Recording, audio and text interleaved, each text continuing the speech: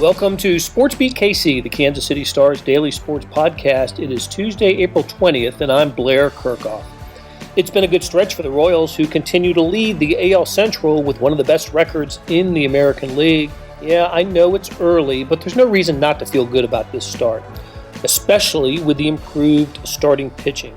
Did you catch Danny Duffy start in last night's loss to the Royals? He's got a .50 ERA now. So, good week for the Royals and for Salvador Perez. We talk about all of it today in a conversation that started as a SportsBeat Live with beat writer Lynn Worthy and columnist Sam Mellinger. Now it's a SportsBeat KC podcast. Let's get started. Hey, good morning from snowy, I repeat, snowy Kansas City, and welcome to SportsBeat Live, the weekly show where we talk Royals with the Kansas City Star reporters and columnists who know them best, and with you. Please send us your questions and comments about the Royals. We'll get to as many of them as we can. Beat writer Lynn Worthy is here today, and so is Frosty the Snowman, Sam Mellinger. Sam, I want you to take this opportunity to defend your love of temperatures that would rival, I don't know, an NBA scoring leader average, because here we are, temperatures in the low 30s, snow on the ground, and this is your kind of weather, my friend. It's a beautiful day. I'm going to make some chili, make a fire later. It's great. It's a good day. And the roads are not bad either. Like, people complaining, like, what are you complaining about? The roads are clear. Stop it. Enjoy it. Hey, I came downtown today. Roads are fine. Didn't take me any extra time. And I like to. And of course, Lynn being from the Northeast originally, he's laughing at the at the week-long weather forecast predicting an inch and a half, 2 inches of snow. That the roads were pretty empty coming downtown this morning. Yeah, in New England, they don't. This would not count as snow. This is a mere dusting. That's all that is. And I think I saw this morning the National Weather Service said something like today's like 2-point-something inches is the most daily snowfall we had this year. Which again, in New England, they laugh at that. That's not snow. That's snow. Can I make a baseball segue? Sure. Wish you would. But first, before you do, Sam, let me just thank our sponsor, University of Kansas Health System, for their fine work, and really appreciate them being on board as a sponsor. So, segue away, Sam. All right. It is supposed to warm up a little bit later. So I don't know if the game will happen tonight or not. But trivia: who was the Royals' opponent the last time a game was snowed out? Was it? Oh, hang on. Was it in Kansas City? Yeah. Royals game in Kansas City. I will say, because you asked the question the way that you did, and there must be some ha-ha to the answer, I'd say the Rays. It was the Rays, and it was in May. It was even later in the year than this. What year was it? I forgot what year. It would have been 13-ish. Wow. Something like that. 12, 13, something like that. But yeah, it was the Rays. Pete Gradoff's got it. You got it. Nailed it. Way to go, Pete. John Sleezer had the best pictures from before that game, which is like no surprise, but it was great. Like, some of the Rays and Royals came out and started playing in the snow. It was great. I remember that now that you've mentioned it.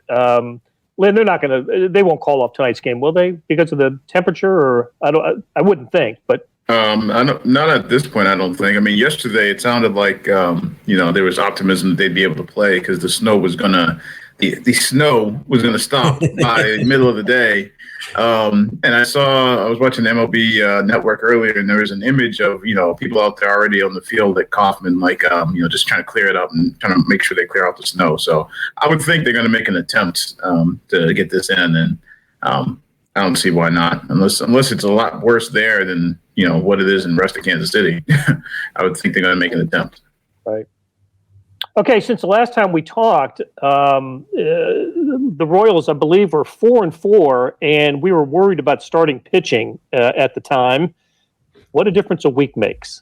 So on the graphic during last night's game, which the Royals lost, of course, 4-1 to the Rays, But there was a graphic at some point during Duffy's performance that the Royals had the second best ERA in the American League among the starting pitchers over the past week, and that number, it was 2.46, and that number only decreased after Duffy's performance last night. We ended up taking the loss, but didn't give up an earned run in the 6 innings that he pitched. So. Interesting, Lynn, that the starting pitching has almost every night, every game, just one good performance after another. What can we say about how the Brady Singers and Brad Kellers and Duffy's have been throwing the ball here in the last week? Well, this is exactly why, you try and caution people when they see a bad performance. Like, baseball season is too long to start losing it over, Brady Singer not making it through 4 the first time out, or even Brad Keller the first 2 times having rough outings. Because next time around, you see, now all of a sudden the outlook is Junis is giving you 10 innings of, I think he's given up 2 runs in his 2 starts when he was supposed to be the bullpen guy. You got Keller in his last start was 5 2/3. I think he gave up 1 run. Singer get through 6 scoreless, and then Duffy has now gone 6 in each of his, and I think his ERA is 0.5. So after a few days, everybody's like, "Oh, the starting pitching is going to be troubled."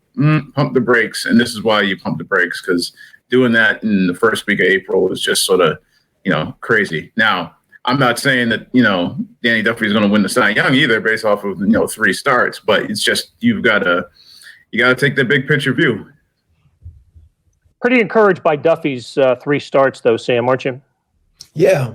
I thought in the broadcast last night, I thought Ryan made a really good point about Duffy, that, he kind of came up as a kind of a wild man, right? Power pitcher, pumping upper 90s, trying to blow guys away.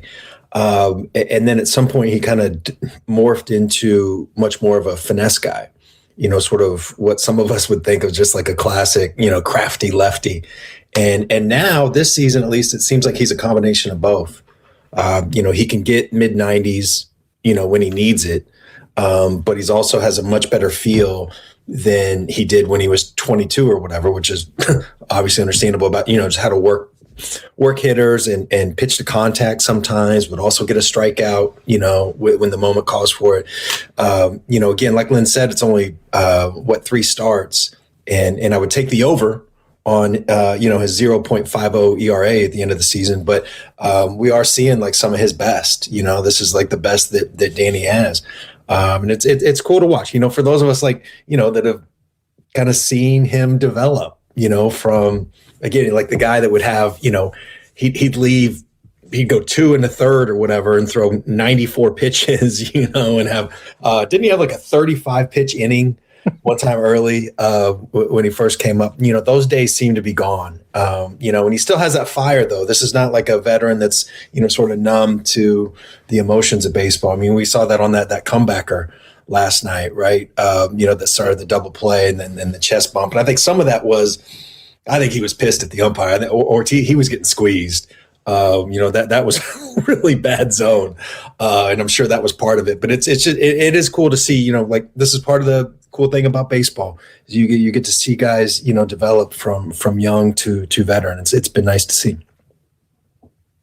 We're gonna hear from Duffy here in a moment, but Lynn, I think you're right. I think he was frustrated at Ortiz. It was an interesting strike zone last night, not a great one.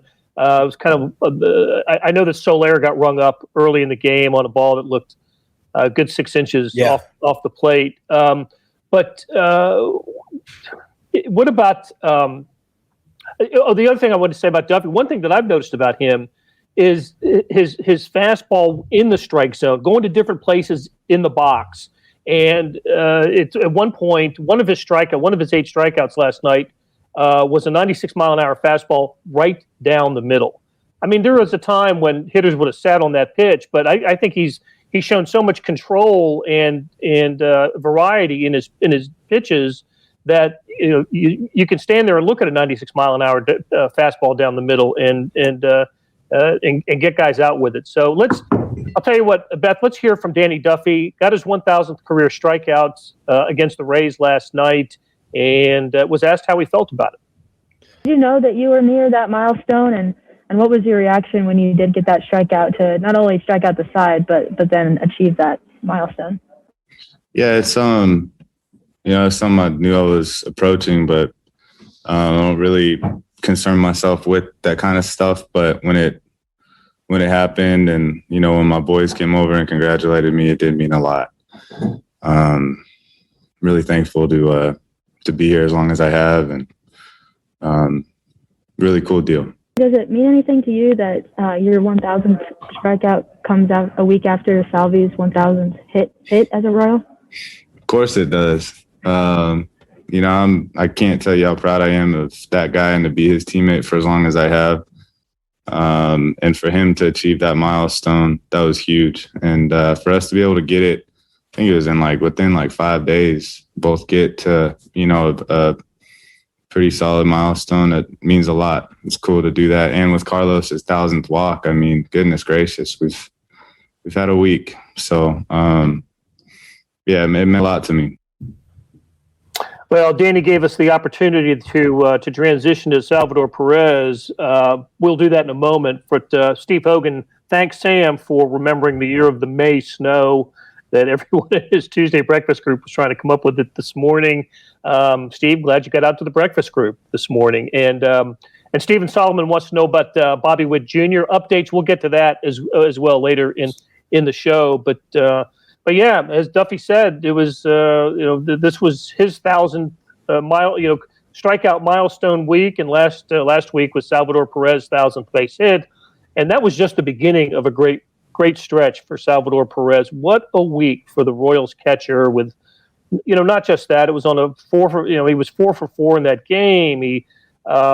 He ended the game with a very alert defensive play where he threw out a runner at third base who wandered off a little too far on a ball that was in the dirt. He won a game with a walk-off home run. He won another game with a home run late, and just an incredible week for Salvador Perez. What Lynn, I know you haven't been the beat writer for only a few years now, but this is as good a stretch really as Salvador has had. It seems to me, in the last couple of years, but just kind of a carryover from the way the season ended for him last year.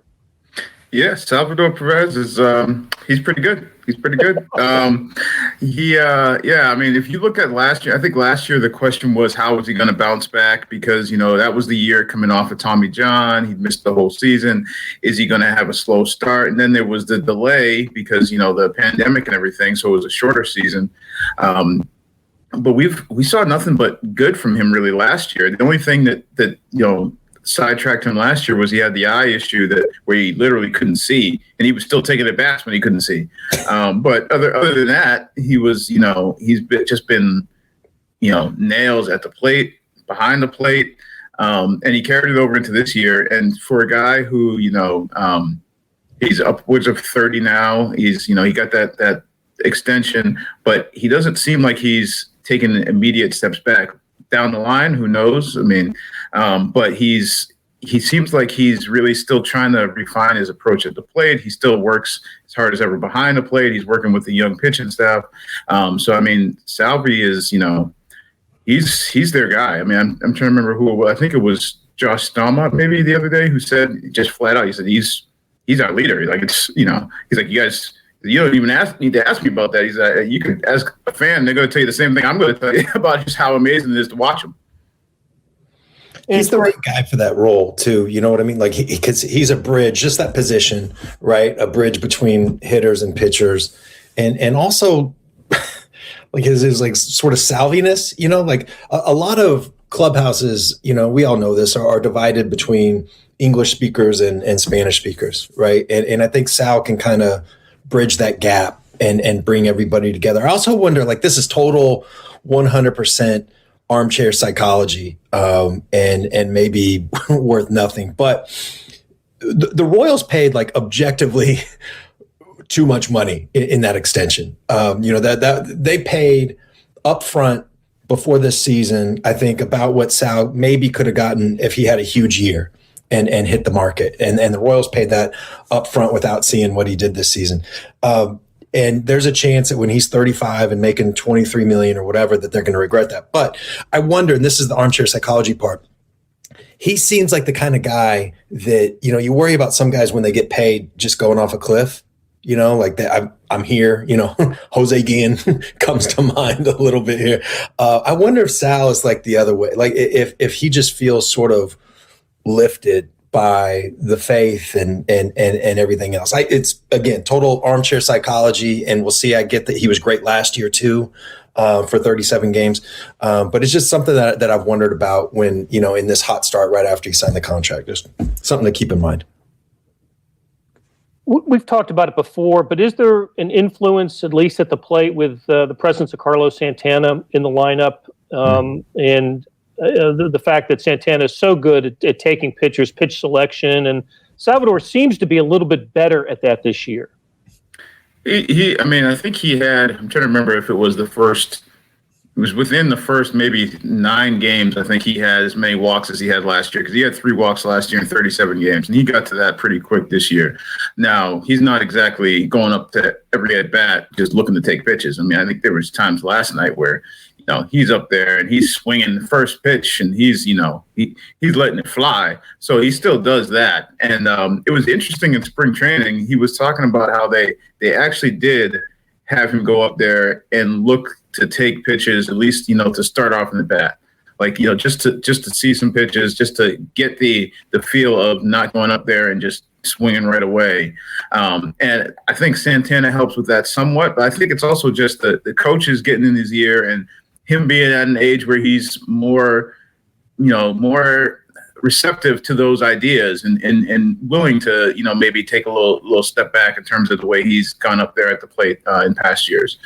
So I think it's Pedro Grifol, it's Terry Bradshaw, it's Mike Tozar, it's John Mabry. I think it's all that, plus guys like Santana, and just being at the right spot in his career where he's willing to be like, okay, maybe I should, be more mindful. And I think he's even said that before. There's a lot of times where he didn't necessarily pay as much attention to, the scouting reports or trying to think through at bats, whereas now he's really trying to I guess dive into that mental side of the taking each at bat. Hey, it's Blair. We have a special subscription offer for SportsBeat KC listeners: unlimited digital access to the Kansas City Star's award-winning sports coverage. Sign up now for 1 year of Sports Pass for access to all the sports news, features, and columns presented on the kansascity.com site, and it's only $30. That's a 40% savings off our regular rate. Your subscription will automatically renew after the initial term at $50 unless you tell us to cancel. Your subscription helps support the sports coverage of kansascity.com and the Kansas City Star, and that support has never been more important. Please visit kansascity.com/SportsBeatKC offer to get this special offer. And as always, thanks for listening. It's interesting about Sal when you watch him at the plate this year, because, if you look at the, pitches per plate appearance, it's basically the same as it's been for him the last few years. His chase rate is a little bit down, just a little bit, at least so far this season.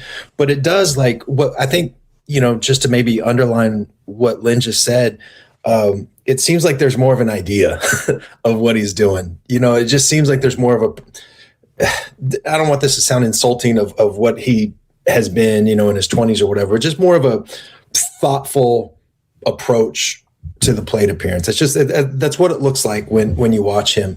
And, it helps when you're hitting the snot out of it, right? Like, they pitch you differently. And,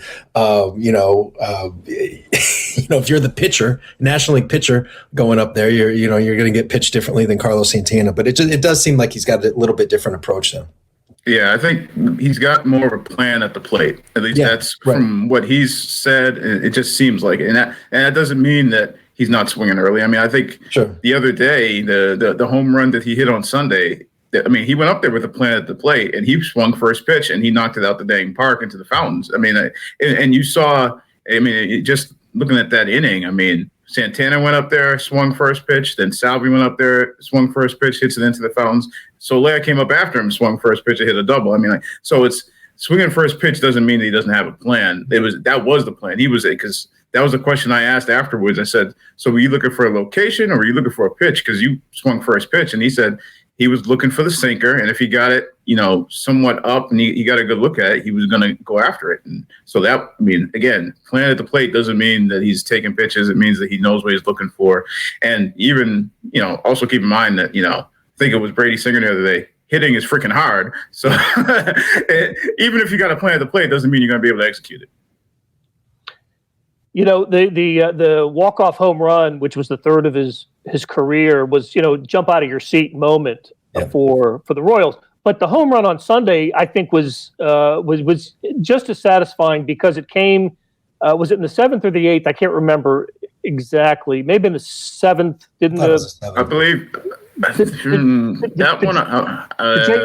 Didn't the Jays have two more at bats after that? But the reason I bring that up is that was the game where the Royals had left the bases loaded in the first, and had eight runners left in the first 3 innings. Nothing. They could not get a big hit in that game until Salvador came up and hit a mistake and drove it into the fountain. So it's like the Royals are having they're getting a great pitching performance, but I think that was Singer's day, and he basically rescues them from that. I just thought that's.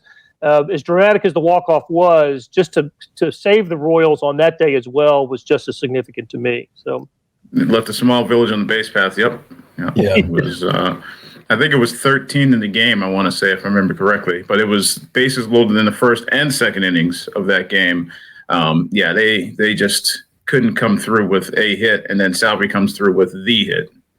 Yeah. I was starting to think about this too. The Royals are they're not the Dodgers, right? Like the Dodgers are just a freaking juggernaut. But the Royals, like we talk a lot during football season about, teams needing to play like complementary football, right? Like coaches talk about that all the time. I feel like the Royals, if they're going to do this and stay in it and be in the playoffs, be that kind of team, they're going to need to play like complementary baseball. And they're going to need moments like that you just described, Blair. And they're going to need, the rotation to go at least 6 or 7 or whatever to not burn out the bullpen.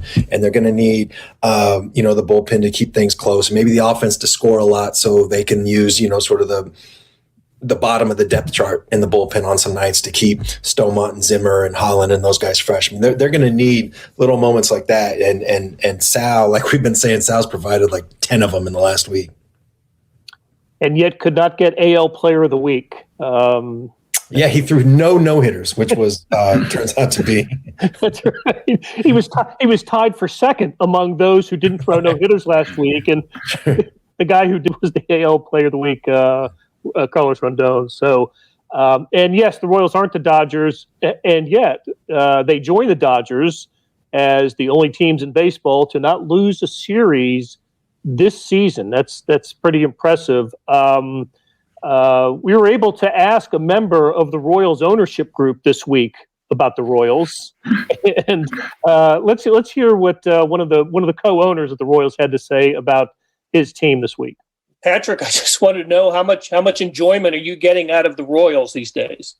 Yeah, I mean, I think we have like the best record in the AL right now. I know it's by a couple of percentage points, but to see that them starting off so hot and really getting contributions from everybody on the team, that's gives me optimism of having a great run, and it's carried over from spring training, and hopefully will carry through the rest of the season. So Patrick's on board. No longer the best record in the AL. Did they ever have it even by percentage points? I think by percentage points they had it. Okay. I think they're third now, just based on the loss last night. And of course, it's ridiculously early. What are they? 9-6 is the record now. So, but good enough to lead the AL Central by a game. And tonight will be game number 16, which means 10% of the season, right? And even if they lose tonight, they'll be 2 games over 500, 10% of the season. You add that up through the year, that gives you 20 games over 500 for a season. Not a bad record. I mean, 91-71. That'll get you in the playoffs, I think, especially if this is an extra playoff berth year in baseball. So no, things are going good, but. This brings me to, Sam, I love the note that you had in the Mellinger minutes The Royals are playing well, and yet we can go down their lineup and assign to a list players who are underperforming and players who are overperforming based on expectation. And the underperforming list, I think, is a little longer than the overperforming list.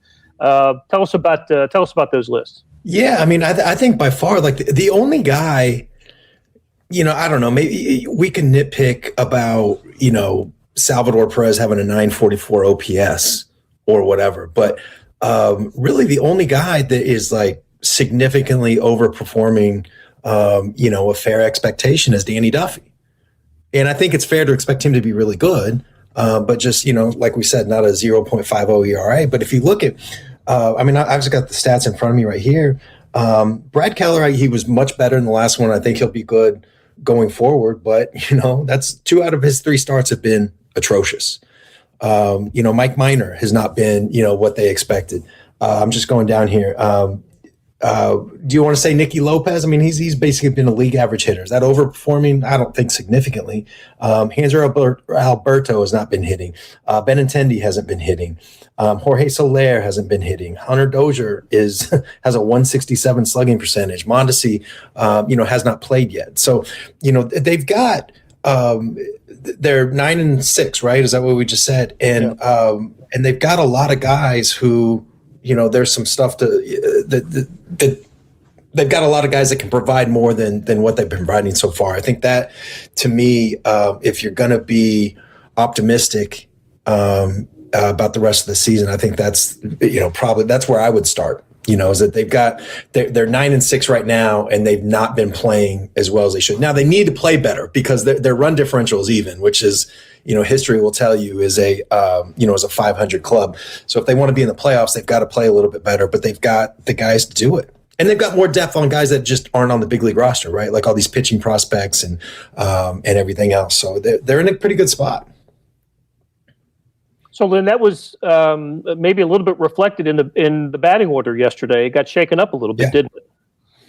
Yeah. He went with Santana in the 2 spot, dropped Benintendi down. And part of that, I think, was seeing another lefty, and they're in a stretch where it's just lefty after lefty after lefty because Toronto threw all lefties just about. I think the doubleheader day switched it up a little bit, but they were going to go all lefties in that series, and then got a lefty again yesterday. So that caused part of it, but also part of it, I think, is just Benny has been scuffling a little bit, and Matheny talked about it last year. Like we saw it when he put Soler in the 2 spot. Like that's a spot in the order where if you've got a guy that you feel like you want to get more at bats because he's going to be productive or he's going to get on base, that Matheny will do that. We saw where he had switched, flip-flopped, Sal and Carlos in the series before. So yeah, he'll tinker with that lineup and he'll make some changes. Again, like I said, part of it's the left-handers, but the offense is not clicked, like the way. Remember, again, this is that early season thing because after the first 3 games, this was murderer's row, scoring double-digit runs, and so and then that sort of came back to earth. So, but yeah, like Sam said, it's just, you got a lot of guys who haven't done it yet. The one that I guess it's interesting because like you said, Nicky maybe is a league average hitter, but it wasn't too long ago that people were ready to just get rid of him. Like the fans were ready to send him on the first thing smoking out of town. And now, between his playing shortstop and the fact that he is, at least a serviceable at bat, that's been key for them in a lot of games. And Flannery says they're in great shape. I'm looking forward to the rest of the freaking season. Heck yeah. It certainly has been fun. I think we talked about this before the season started. One of something I'll be looking forward to is have my fingers crossed about would be not getting off to those atrocious starts in April where they're just buried after a couple of weeks and it's you're just wondering what the promotions are in the summer because whose bobblehead's coming up this week to plan your Royals trip, but that's certainly not the case. And one little note we should mention, I didn't realize this until I started reading it in the Royals notes on a daily basis. the Royals have by far the longest streak in baseball when it comes to holding leads after 7 innings. What is it, Lynn? Is it up to over 50 now, or? It's over 50, and I don't want to give the wrong number, but I think it's over 50. And I'm trying to remember what it was, but yeah, it's over 50. It's and that's not to say that they like they may have given up leads, but then still won the game or won an extra inning. So it's not like if you get to the 7th, it's over. Just pack it in. But they find a way when they get to that point. They usually find a way, or they have during the streak, to come out with the win. So yeah, it's and you think about that's been a lot of different dudes too. Just when you think about like the stretch that has gone, but then also just the way the last couple of years they've used different guys in different roles. I think we talked about it I think it was for last week that, even this year in the first 7 wins, you had 5 different guys collect saves. I mean, like that's, it's different people. And then if you go back to past years and the different cast of characters, I mean, like there's that run that Ian Kennedy had where he had 30 saves. I mean, like all of that is part of this streak. Okay, I want to get into the bullpen in a bigger way on a subsequent show, but let's begin to wind it down by returning to Stephen Solomon's questions. Any Bobby Witt Jr. updates, and while we're at it, just stretching it out to the alternate site updates. Do we know any news to come out of Northwest Arkansas? As far as I know, just the fact that they're playing games inter squad, but as well as there've been some games with other alternate site teams, and then also the spring training games for the minor leaguers have started. Not the alternate site group, but the group that's going to be that started minor league camp after big league camp. That group is also playing minor league games too. So you'll see sometimes online lineups that have different minor leaguers, whether that's Asa Lacey or Daniel Lynch highlights from alternate site. Like that stuff's going on. So they're not in the middle. They're not just off in nowhere. They're actually playing. They're staying sharp. Guys have come up from the alternate site, like Tyler Zuber, who pitched last night, pitched over this weekend.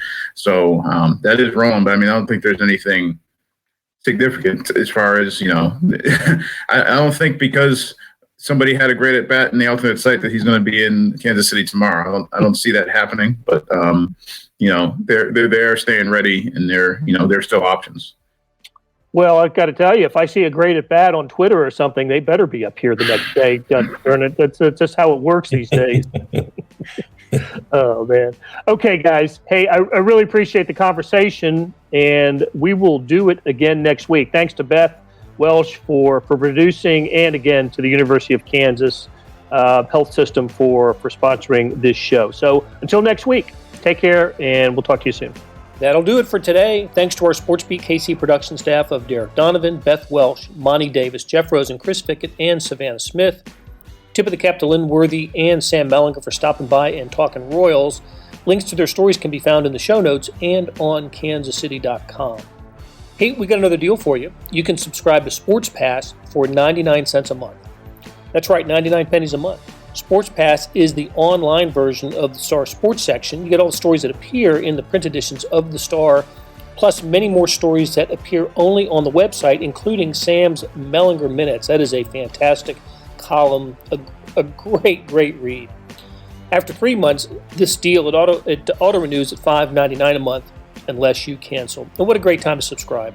The Royals still in first place in the AL Central. Local college is always making news. And the draft is coming up for the Chiefs. How do you get this? You go to kansascity.com/sportspass2020. That is kansascity.com/sportspass2020. You want more than just sports coverage? Check out the entire Kansas City Star product. Sports news, features, commentary, and analysis, the whole thing. You get all the stories written by my talented colleagues, plus additional national news, sports, and business coverage with the e-edition. The details for all of these deals can be found at account.kansascity.com/subscribe. And if you're having trouble hunting down any of those offers, send me an email, bkerkhoff@kcstar.com. I'll get you to the right place. So whether it's the Sports Pass or the full subscription, you're getting and supporting the best sports and news coverage in Kansas City and helping us produce programs like SportsBeat KC. Thanks for listening. We'll be back on Wednesday with another episode.